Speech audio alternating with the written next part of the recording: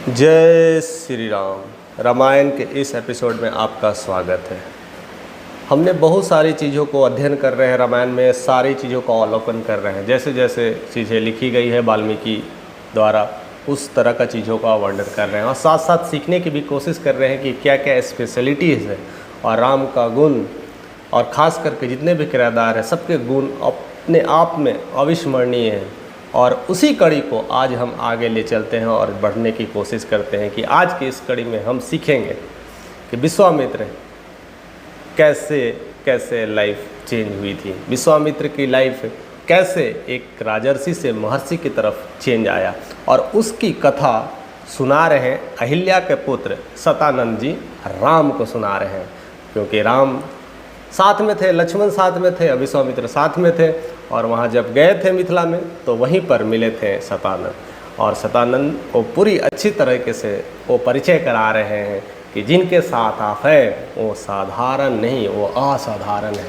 और उस असाधारण में क्या क्या खासियत है आज हम समझने की कोशिश करेंगे कि जो आपके साथ एक महर्षि है वो कई कालांतर में एक राजर्षि हुआ करते थे।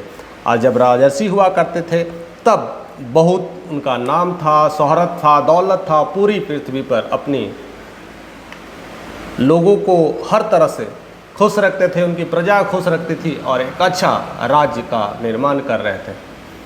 लेकिन सब कुछ चल रहा था, एक बार उन्हें कुछ ऐसा विचार आया और मन कर रहा था तो पूरी अपनी अश्वन सेना के साथ वो पृथ्वी पर विचरण करने के लिए चल दिए और हर जगह घूमने लगे। कभी इस आश्रम तो कभी उस आश्रम तो कभी इस घड़ी तो कभी उस घड़ी, हर जगह जाने लगे। जाते जाते उन्हें एक ऐसा आश्रम मिला जो खास करके वहाँ पर एकदम अलग सा शांति था, एक अलग सा माहौल बना हुआ था। और वहाँ पर नाना प्रकार के मृग थे, पशु थे, हर तरह के लोग विचरण कर रहे थे, हर तरह के लताएँ थे, प्रफुल्लित मात्रा में थे। जितने भी पेड़ पौधे थे बड़ा खुशमिजाज थे, मंत्रमुग्ध हो गए थे वो देख करके। और वो आश्रम में जाने की कोशिश की कि क्या है आश्रम की खासियत। जैसे जैसे वो आश्रम में पहुँचे तब उनके बाद पता चला कि ये आश्रम किसी और का नहीं, ये आश्रम वशिष्ठ जी का है, गुरु वशिष्ठ जी का है। और गुरु वशिष्ठ जी जिस तरह से जाने जाते हैं, जिस तरह से तपस्वी के रूप में जाने जाते हैं, अच्छे महर्षि के रूप में जाने जाते हैं, उनकी कल्पना उस समय अविस्मरणीय था। और जाते हैं और जैसी मुलाकात करते हैं तो एक राजर्षि का और एक ऋषि का मुलाकात कैसा होता है, बस उसी अंदाज में मुलाकात हुआ था। वो राजा के रूप में गए थे तो गए और मिले, और उनके बाद सारे संस्कार की जो क्रिया होती है वो सारे संस्कार किए और बैठने उठने की बात हुई। सब कुछ सब ठीक चल रहा था, दोनों में घनी मित्रता हुई। एक दोनों को आमंत्रित किए, वो भी आने के लिए बोले आप आते रहिए, अपना ही चीज़ें हैं। और सारे लोग जितने भी अश्वन सेना है सब अपने आपस में घूम रहे थे। सब कुछ होने के बाद सब कुछ ठीक चल रहा था। सब कुछ होने के बाद जब वो विदा लेने के लिए जाते हैं तो वशिष्ठ जी के मन में ख्याल आया कि अब इतने दूर से आए हैं, इतने जगह से आए हैं, इतने सारी सेनाएं हैं, और मैं उनको अतिथि सत्कार ना करूं तो मुझे अच्छा नहीं लगेगा। और यहाँ पर राजर्षि विश्वामित्र कहते हैं कि नहीं नहीं, आपने जो दे दिया है, इतने सारे फल फूल खिला दिए, इतना सेवा किया, आपने कह दिया हमारा मन भर गया है। फिर भी कहते हैं कि नहीं नहीं, आप तो खा लिए, जितने भी अश्वन सेना सबको स्वादिष्ट भोजन की व्यवस्था किया जाए और सब चीज़ें की व्यवस्था की जाए तो ज़्यादा अच्छा है। फिर क्या होता है, विश्वामित्र चीज़ें को एक्सेप्ट करते हैं। अब वहाँ से आती है बारी, नए पड़ाव लेती है, एक नया कहानी मोड़ लेती है। और तब वशिष्ठ जी अपने वो कहते हैं ना, अपने वो गैया को बुलाते हैं, जो गैया काफ़ी फेमस है, जिन्हें कामधेनु के नाम से जाना जाते हैं। उन्हें वो चितकबरी गैया बोला जाता है, चितकबरी कलर का है इसलिए वो कामधेनु है। उनको बुलाते हैं और कहते हैं कि जितने भी अश्वन सेना है उनके लिए यथोचित भोजन का प्रबंध किया जाए। अब वहाँ पर जैसे ही वो कामधेनु बातें सुनते हैं और वो अपने गुरु की बातों को कहते हैं ठीक है, मैं यथोचित जितना भी है भोजन में प्रबंध करता हूँ। जिनको जैसे जैसे चाहिए था, जिनको जो भोजन चाहिए था, उसी हिसाब से वो भोजन के ढेर लगा देते हैं। दूध, दही, चावल, जितने भी सारे खाने का होता है, मिठाई सामग्री, फल फूल, सब कुछ का अंबार सा लग जाता है। क्योंकि सेना भी कितने थे, अश्वन सेना मीन्स लाखों की सेना आई हुई थी, उनके साथ साथ में उनके सारे पुत्र आए हुए थे, बहुत सारे लोग आए हुए थे। मीन्स इतने सेना से वो साथ में विचर रहे थे, तो सबके लिए प्रबंध किया गया और सारे के लिए कहते ना भोजन, सब कुछ खाने के बाद सारे लोग तृप्त हो गए। सब कोई वशिष्ठ जी को पूरी तरह से सराह रहे थे कि ऐसे खाना मैंने आज तक नहीं खाया, इतना स्वादिष्ट और सुंदर खाना, अति मंत्रमुग्ध हो गया और सारे के सारे लोग प्रसन्न हो गए। यह बात कहीं ना कहीं विश्वामित्र के मन में लग गया और उन्हें वह गैया की चाहत आ गई और कहीं ना कहीं वो कामधेनु को पाने के लिए सोचने लगे। और तब वशिष्ठ जी से कहते हैं कामधेनु की ज़रूरत अब आपको नहीं है। कामधेनु की ज़रूरत अगर देखा जाए तो राजा को होना चाहिए, क्योंकि राजा सारी प्रजाओं को खिलाता है, पिलाता है, देखभाल करता है। इस ऋषि के पास रह कर के क्या होगा? इसे तो धर्मानुसार रहना चाहिए, तो राजा के पास रहना चाहिए जो सारे लोगों के लिए सुविधाएं प्रदान कर सकता है, सारे लोगों के लिए सपोर्ट कर सकता है। तो आप मुझे यह दे दें, बस यही बात होती है। और यही बात सुनते हैं वशिष्ठ जी, तो उनके मन से लगता है ना कि कुछ चीज़ें खो रहा है, कुछ चीज़ें सब छूट रहा है, और वह मना कर देते हैं। कहते हैं नहीं नहीं, सब कुछ ले लीजिए, बट ये मुझसे ना लीजिए, ये मेरे लिए प्राण के समान है। मैं इसके बिना सब पूरी तरह से अधूरा हूँ, जो कुछ भी हूँ मैं इसी की वजह से हूँ, और हमारा इससे जुदा होना असंभव है। लेकिन फिर मनाने की कोशिश, और वो बार बार मना करते हैं। इसमें विश्वामित्र क्रोधित हो जाते हैं, और जब क्रोधित हो जाते हैं तो कहते हैं कि हम तो किसी वजह से ले ही जाएंगे, मुझे ये चाहिए क्योंकि मुझे ही ज़रूरत है, आपकी कोई ज़रूरत नहीं है। आपको तो अपना ध्यान करना है, लोगों के साथ रहना है, इतने सारे पेड़ पौधे लताओं के साथ रहना है। अगर आपको चाहिए तो मैं आपको सहस्त्रों हाथी दे दूँगा, सहस्त्रों गाय दे दूँगा, और भी जो जो चाहिए हम सब देंगे आपकी सुविधा के लिए, बट कामधेनु हमें दे दें। बट वशिष्ठ जी अपने बातों पर टिके रहते हैं कि नहीं, आप सहस्त्रों के, आप करोड़ों गाय दे दें, लाखों हाथियाँ दे दें, बट मैं कामधेनु नहीं दूंगा। इसी बात की जिद लगी रहती है, और वो गिफ्ट पे गिफ्ट देने की बात करते हैं और वो सब मना कर देते हैं। जितना चाहिए सब कुछ हाथी की बात करते हैं, जिसमें कई सारे सोने के तमगे लगे होते हैं, हर तरह से, जिसको अगर मिल जाए तो लगता है कि कई पुश्त तक किसी धन धान्य की ज़रूरत नहीं पड़ेगी। लेकिन फिर भी वशिष्ठ जी कामधेनु के आगे सब कुछ मना कर देते हैं। कहते नहीं नहीं, मुझे बस कामधेनु ही चाहिए, मुझे इससे दूर ना करें। और ये सब बातें चलती है, और वो जितने भी अछुवन सेना है कहीं ना कहीं गैया को लेने जाने लगती है अपने बलपूर्वक प्रयास से। अब कामधेनु कुछ कर नहीं पा रही है, वो सोचने लगती है ऐसा अनर्थ कैसे हो गया, मेरे गुरु वशिष्ठ जी मुझे कैसे जुदा कर रहे हैं, मुझे छोड़ के कैसे जा रहे हैं, आखिर क्या हो गया है उन्हें? मैं उनका सपोर्ट नहीं किया, मैं उनका साथ नहीं दिया, अब मैं इनके साथ नहीं रहना चाहता। और किसी तरह से अछुवन सेना से साथ में छुड़ाती है, झटकाती है, और दौड़ करके वशिष्ठ जी के पास चले जाती है। अब देखिए माजरा बहुत अलग हो जाता है। अब वशिष्ठ जी के पास जाती हैं, वो सारी शिकायत करने लगती है कि आपको क्या हो गया है, आपने क्यों इन लोगों को बोला मुझे जाने के लिए, मैं आपके बिना नहीं रह सकता। तब वो सारी बातें बताते हैं कि ऐसी ऐसी बात है। तो कहते हैं ऐसी बात है तो इसके लिए क्या दिक्कत है? क्या आपको लगता है कि जितने भी राजा लोग हैं वही सबसे ज़्यादा ताकतवर होते हैं? और अक्सर ये देखा गया है, जितने भी राजा लोग होते हैं अक्सर ताकतवर ही होते हैं, तभी वो उनके साथ रहने वाले जितने भी ऋषि लोग हैं उनके साथ काम करते हैं, वो बलपूर्वक ही पूरी तरह से राज करते हैं, इसलिए वो क्षत्रिय कहलाते हैं।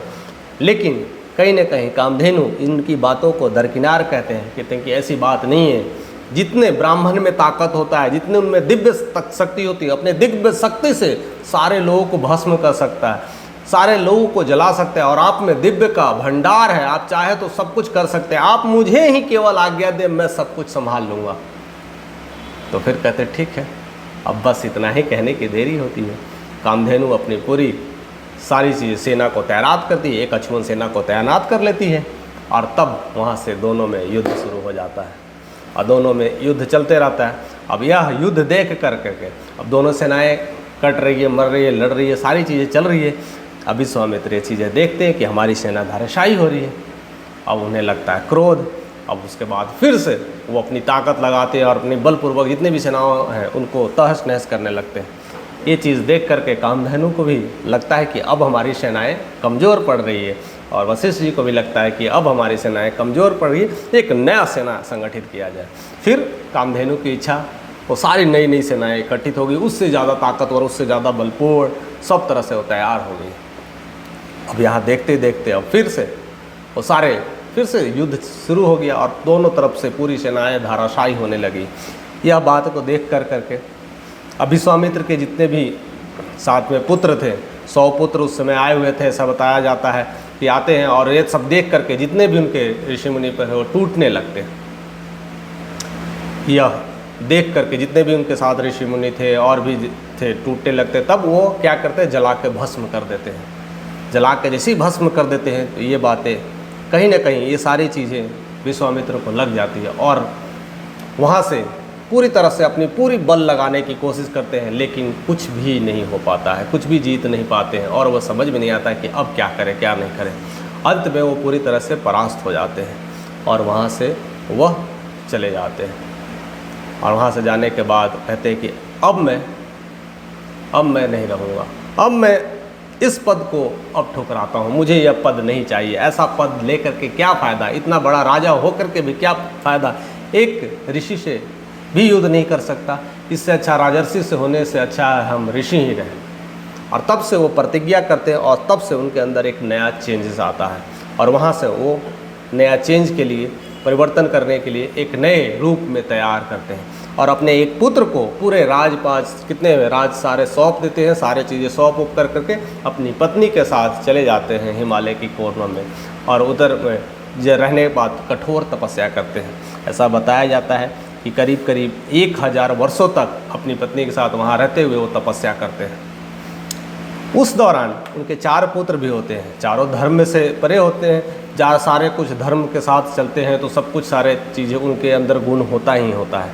और उनकी इतनी सारी तपस्या को देख कर करके खुश होकर करके ब्रह्मा जी स्वयं आते हैं मिलने, और आते ही देखते हैं, तो कहते हैं कि बताइए तुम्हें क्या चाहिए, आपको क्या क्या किसी चीज़ की कमी है।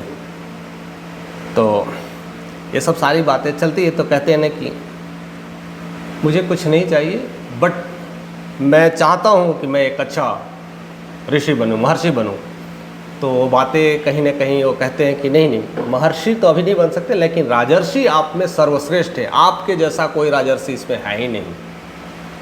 तब उन्हें अभी भी लगता है कि अभी भी उनके मन में वो उत्पीड़न रहता है, वो कष्ट रहता है, लगता है कि अब हमारे साथ कुछ होने वाला नहीं है। तब फिर वहाँ से छोड़ करके चले जाते हैं, और फिर एक और तपस्या में लग जाते हैं। रुद्र शिव की तपस्या करने लगते हैं। कहते हैं कि अब पूरे भी जितने भी सहस्त्र बल है, वो बल की ताकत के लिए सारे तपस्या करने लगते हैं, और उसमें भी कई वर्षों तक तपस्या करने के बाद चले जाते हैं अकेले और तपस्या करते हैं। वहाँ से वो शिव जी को प्रसन्न करते हैं, और शिव जी को प्रसन्न हो जाते हैं, पूछते हैं कि वत्स आपको क्या चाहिए, मैं आपकी इस तपस्या से मैं खुश हूँ, बताइए आपको क्या चाहिए। फिर वहाँ कहते हैं कि मुझे सारे अस्त्र शस्त्र चाहिए, जितने भी दानों के पास है वो सारे अस्त्र शस्त्र चाहिए, जितने भी देवलोक के पास है वो सारे अस्त्र शस्त्र, जितने भी नाग है पास है, सबके सारे अस्त्र शस्त्र मेरे चाहिए, और मेरे हृदय में हो, जब चाहूँ तो मुझे उसका इस्तेमाल कर सकूँ। तो कहते हैं ठीक है, तथास्तु। अब वो जैसे ही सारे अस्त्र शस्त्र मिल जाते हैं, अस्त्र शस्त्र मिलने के बाद उन्हें लगता है कि अब मुझसे ज़्यादा बलशाली कोई नहीं है। अब उन्हें लगता है कि अब मैं सबको हरा सकता हूँ, मेरे इतने सारे अस्त्र शस्त्र हैं, सबको मैं गिरा सकता हूँ मार के। और उसी के लिए वो फिर से आते हैं बदला लेने के लिए, और फिर आते हैं वशिष्ठ जी के पास उनको बदला लेने के लिए। और वहाँ जाते ही वो वन में पूरी तरह से उजाड़ करने लगते, तहस नहस करने लगते, पूरी बर्बादी करने लगते हैं। सारे ऋषिगण इतना उतना जितने भी थे भाग जाते हैं, जितने भी जानवर है, पक्षी है, सब भागने लगते हैं। सब उनके प्रकोप से, सब उनके जितने भी अस्त्र शस्त्र को देख करके छोड़ते तो भाग जाते हैं। अब जितने सारे उनके दिव्य अस्त्र शस्त्र हैं, उन्हें लगने लगता है कि अब यहाँ अब मुश्किल है, अब इनके प्रकोप से कोई नहीं बच सकता। और दिव्य शस्त्र हैं ही ऐसे थे क्योंकि उनके सारे दिव्य शस्त्र उन्होंने ले लिया था। और जब वो आक्रमण करते तो सारे लोग बचने के लिए वशिष्ठ जी के पास जाते हैं कि अब क्या करें, अब हमें ये सब सारे चीज़ें छोड़ना पड़ेगा, क्योंकि इनके प्रकोप से अब कोई नहीं बच सकता। वशिष्ठ जी समझाते हैं, कहते ठीक है, अभी मैं इसे सिखाता हूँ। इससे पहले भी इस दुराचारी को मैंने सबक सिखाया था, लेकिन इस दुराचारी की इतनी हिम्मत कि ऐसे काम कर रहा है और इस तरह से लोगों को हानि कर रहा है, इसे ज़रूर कठोर से कठोर सज़ा मिलेगी। तब वह अपने डंडा निकालते हैं, और डंडा कहते हैं ना, ऐसा कहा जाता है कि साक्षात वशिष्ठ जी ब्रह्मा के पुत्र थे, तो ब्रह्मा का दिया हुआ अपना अस्त्र शस्त्र जो भी होता है अपने डंडे के हिसाब से होता है दिया है, उन्हें निकालते हैं और तब वो जाते हैं विश्वामित्र के पास और कहते हैं कि हे दुष्ट, तुम में अपनी शक्ति का इतना घमंड है, जितनी शक्ति है तुझे लगा के दिखा, मैं यहाँ पर खड़ा हूँ। और वहाँ से उन दोनों के बीच फिर से युद्ध छिड़ जाता है। देखिए कहाँ से कहाँ मोड़ ले रही है, इंसान अभी भी बदले की भावना से क्या क्या चीज़ें कर रहा है। एक अच्छी नीयत से जाता है कि अब मैं इस चीज़ों को छोड़ करके एक अच्छा इंसान बनूंगा, लेकिन कहीं ना कहीं मन में वो चीज़ें कौलती है और कहीं ना कहीं उसका परिणाम है कि फिर कुछ हासिल करने के बाद भी वो वही काम करने चले जाते हैं, वही अपराध करने चले जाते हैं और फिर अपराध की सज़ा उन्हें फिर से मिल जाती है।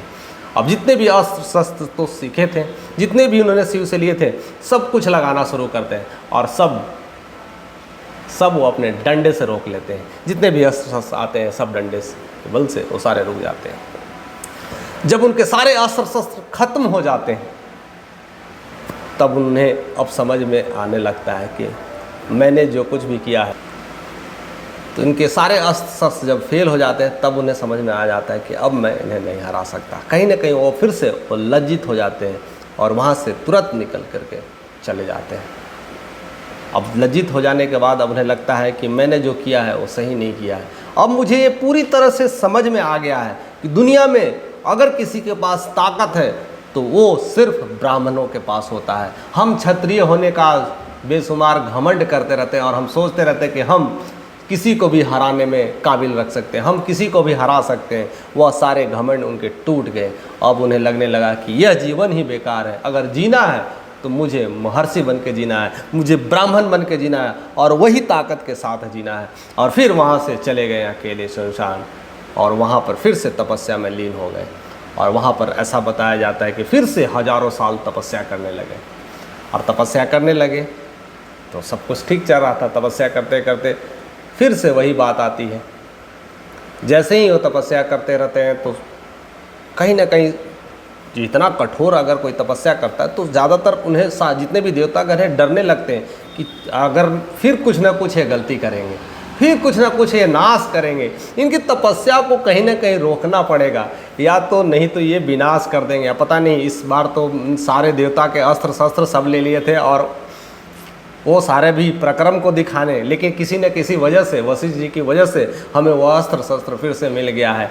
लेकिन इस बार पता नहीं, इतने सारे कठोर तपस्या कर रहे हैं तो कुछ ना कुछ नुकसान करेंगे।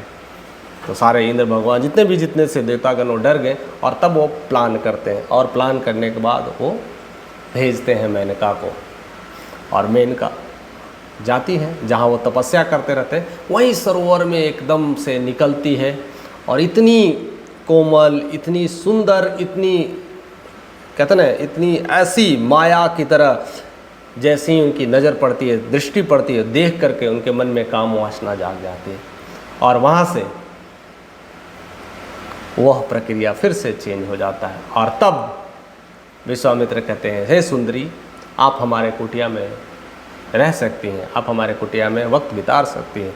और ऐसे रहने के बाद कुछ रहते रहते उन्हें पता ही नहीं चला कि ऐसे ही रहते रहते कई साल उनके गुजर गए और पता ही नहीं चला। ऐसे ही 10,000 साल ऐसे गुजरने के बाद उन्हें आभास होने लगा कि मैं ये क्या कर रहा हूँ, मैं किस वजह से आया था। उन्हें फिर से अंतर्दृष्टि काम करने लगी। फिर से वो कहते ना, फिर से वो सोचने लगे, मैं इसीलिए इतना कठोर तपस्या कर रहा था, एक स्त्री के लिए इतना कठोर तपस्या, हजारों साल का तपस्या एकमात्र स्त्री के लिए। कहीं ना कहीं इनके मन में समझ में आ गया, कहीं ना कहीं ये देवताओं का चाल है। तो जैसे ही ये क्रोध होने लगते हैं तो मेनका थर्रा जाती है और थर्रा के डर जाती है। तब उनको किसी तरह से यहाँ से भेज देते हैं और फिर से लग जाते हैं कठोर तपस्या में, और ऐसी तपस्या में लग जाते हैं। और इस समय उससे भी ज़्यादा कठोर तपस्या करते हैं। ऐसा बताया जाता है कि वो तपस्या इस तरह से करते हैं कि हवा पी के रहते हैं, तो कभी कभी निर्जली रहते हैं, कभी एक टांगों पे रहते हैं। जितना लगा सके पूरी तरह से तपस्या में अपने आप को लीन करते रहते हैं और इस तरह से वो पूरी तरह से तैयार करते रहते हैं। और ऐसे ही कई फिर से अगेन 100 वर्षों की इतना कठोर तपस्या करते करते इतने सारे लीन लेने के बाद फिर से ब्रह्मा जी आते हैं और पूछते हैं, वत्स तुम्हें अब क्या चाहिए? मैं तुम्हारे इस तपस्या से मैं प्रसन्न हूँ। तो फिर कहते हैं कि मुझे अब महर्षि चाहिए, मैं अमर जीत होना चाहता हूँ, मुझे ये तपस्या दीजिए, मुझे ये तपस्या का मुझे ये परिणाम चाहिए, मुझे फल दीजिए और मैं वही चाहता हूँ। तो कहते हैं कि आपको मैं राजर्षि का पद तो दे सकता हूँ, लेकिन अमरजित का अभी भी फल नहीं दे सकता, क्योंकि अभी उसमें वो बातें नहीं आई हैं। और इतना कहकर वो चले जाते हैं और तब उन्हें वो उपाधि मिलती है, एक राजर्षि से महर्षि की उपाधि मिलती है। बट उन्हें अभी भी वह असंतोष रहता है, सब कुछ तो मिल गया लेकिन अभी भी मुझ में कुछ ना कुछ कमी है। अगर इस कमी के पास मैं अगर रहूँगा तो कभी भी मैं किसी से जीत नहीं सकता, मैं आगे बढ़ नहीं सकता, मैं भी कोई भी अगर कार्य करूँगा तो कोई ना कोई बाधाएं आती रहेगी। तब फिर से वो तपस्या में लग जाते हैं, इस बार और कठोर तपस्या करते हैं और अपनी इंद्रियों को जीतने के लिए कोशिश करते हैं। अब इंद्रियों को जीतने में जितना कोशिश करना होता है पूरा लगा देते हैं। ऐसा कहा जाता है कि इतनी सारी तपस्या करते हैं कि उनके सर से धुआं निकलने लगता है और उनकी इस तरह की कठोर तपस्या को देखकर से अगेन देवतागण सारे डर जाते हैं। फिर लगता है कि ये कुछ ना कुछ गड़बड़ करेंगे इनसे, ये कुछ ना कुछ प्लान कर रहे हैं, ऐसी तपस्या कर रहे हैं, पूरी सारी तीनों लोकों में हाहाकार सा मचने लगता है। इन्हें जल्दी कुछ, इनको जो चाहिए जल्दी जल्दी इनको ठीक करिए, नहीं तो इनको रोकिए, नहीं तो सब कुछ विनाश होने वाला है। तो ये सब फिर से अगेन सारे देवतागण प्लान करते हैं और इस बार रंभा को भेज देते हैं। अब इस बार रंभा को भेजते हैं तो रंभा जाती है और कोयल सी मधुक आवाज़ निकालती है और ऐसी मधुर मधुर आवाज़ निकालती है और तपस्या करते रहते हैं और उस समय मधुर मधुर आवाज़ निकालते रहती है। जैसे उनकी नज़र पड़ती है तो इस बार वो पूरी तरह से सावधान रहते हैं, समझ जाते हैं कि फिर इस बार देवताओं की चाल है। और एक नज़र देखते ही रंभा कहीं ना कहीं थर्राने लगती है, डर सी जाती है, कहती हैं कि मैं सब जानता हूँ तुम्हारे आने का क्या प्रयोजन है, जहाँ से आई हो अभी निकल जाओ, अगर किसी तरह का कोई भी अगर कुछ बातें हैं तो बताओ। लेकिन वो डरते डरते अपना जिस तरह का उनको मिला था, काम मिला था, वो काम वासना की वजह से वो तोड़ने के लिए ही कोशिश कर रही थी और वह कहीं ना कहीं इस मामले में सफल हो जाती है। उनकी इस तरह से जो तपस्या था कहीं ना कहीं वो ब्रेक कर देती है, क्योंकि वो आवाज़ें करके ला करके वह उन्हें नींद से खोल देती है, उन्हें तपस्या से अलग कर देती है और कहीं ना कहीं उनको इस वजह से वह श्राप दे देते हैं और ऐसा कहते हैं कि तुम कई हज़ार साल तक ऐसे ही पत्थर बन करके रहोगे। इसी तरह से वो श्राप दे करके और फिर कहते हैं कि एक ऐसा टाइम आएगा फिर तुम्हारा उद्धार होगा और फिर से वो तपस्या में लग जाते हैं। ऐसे कई हज़ार साल तक केवल तपस्या ही तपस्या करते हैं। हमें तो लगता है कि विश्वामित्र आए कहाँ से, मुझे तो यही नहीं समझ में आता कि ऐसे भी कोई ऋषि हो सकता है, ऐसे भी कोई इंसान हो सकता है जो बस तपस्या ही किए जा रहा है और अपने नई नई चीज़ों को पाने के लिए और अगर असली में देखा जाए कि इंसान की सबसे बड़ी जो पहचान होती है ना, उसको अपनेपन में ही होती है और अपनेपन को पाने के लिए इंसान को इतनी सारी कोर तपस्या करना पड़ता है, क्योंकि इंसान अपने आप को ही नहीं समझ पाता, इसलिए वो सारी तपस्याएं करते और इस बार उससे भी ज़्यादा कठोर तपस्या करते हैं। अब उन्हें ये समझ में आ जाता है कि अगर मुझे राजर्षि पद से अगर ऋषि पद जो मिला है वो मिलेगा कब, जब मैं जान जाऊंगा मुझे वशिष्ठ जी माफ़ कर देंगे, मुझे वशिष्ठ जी कहेंगे कि हाँ अब तुम इस लायक हो। कहीं ना कहीं वो उनके गुरु मान लिए थे, उन्हें लगा था कि मैंने इतना सारे श्रम किया, इतने सारे चीज़ें किए, बट वशिष्ठ जी बस सारे अस्त्र शस्त्र को एक डंडे से ही रोक लेते हैं। और धीरे धीरे जैसे जैसे तप करने लगे तो उनकी सृष्टि का, उनके अनुभव का, उनकी ताकत का वो महसूस होने लगा कि दुनिया में अगर कोई है ब्राह्मण है, कोई अगर महर्षि है तो वो वशिष्ठ जी हैं, उनके सिवा कोई है ही नहीं। तो उन्हें लगा कि अगर वो मुझे माफ़ कर देंगे, वो अगर आएंगे और कहेंगे कि मैंने तुझे माफ़ कर दिया तो मैं समझूंगा मुझे अमरत्व प्राप्त हो गया है। और इस बार उसी तरह से कठोर तपस्या में लग जाते हैं। और यही बात वह इस तपस्या के परिणाम में जब ब्रह्मा जी आते हैं तो वो सारी बातें कहते हैं कि मुझे ऐसे चाहिए। तब फिर वशिष्ठ जी आते हैं और वह कहीं न कहीं उन्हें मनाते हैं और कहते हैं कि आप अब ऋषि के काबिल हैं। पूरी इस दुनिया में, तीनों लोकों में आपसे बढ़कर कोई ऐसी कोई ऋषि नहीं है, ऐसे कोई महात्मा नहीं है, इस तरह से कोई पराक्रमी नहीं है, इस तरह से कोई तप करने वाला, जप करने वाला कोई ऋषि होगा भी नहीं और न होने वाला है। इस तरह से वो कहते हैं और फिर दोनों गले मिलते हैं और तब से उनकी अच्छी एक दोस्ती हो जाती है। इसी तरह से इंसान की कई सारी प्रक्रियाएं चलती हैं। हम जिस इंसान से लड़ते हैं पता नहीं, कहते हैं दोस्त है, कभी दुश्मन कभी दोस्त, क्योंकि हम इंसान को समझ नहीं पाते हैं।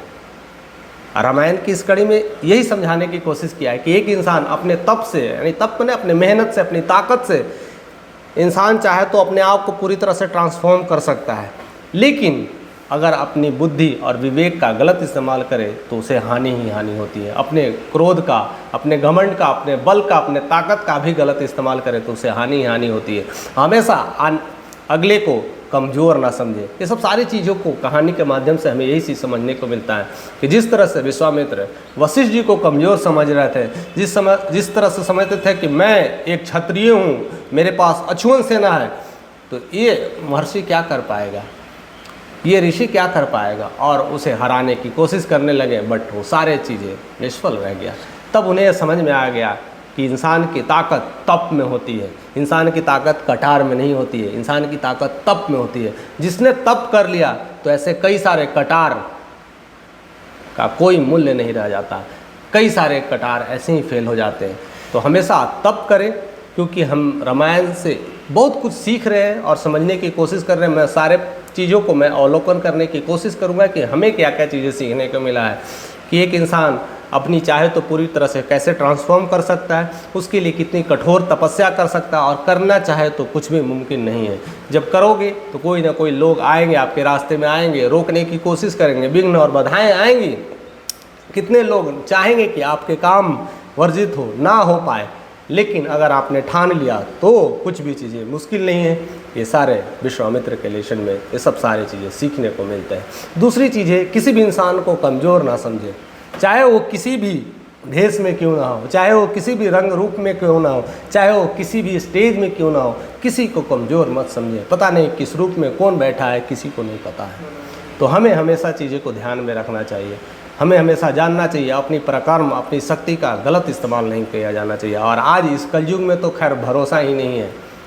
अगर आप सोचते हैं कि मैं बहुत बड़ा शहंशाह हूँ, मैं बहुत बड़ा नेता हूँ और मैं चाहूँगा तो इस छोटे से तुच्छ प्राणी को तो ऐसे ही मार के गिरा दूंगा, लेकिन कभी भी मौका मिले तो वो आपको भी गिरा सकता है।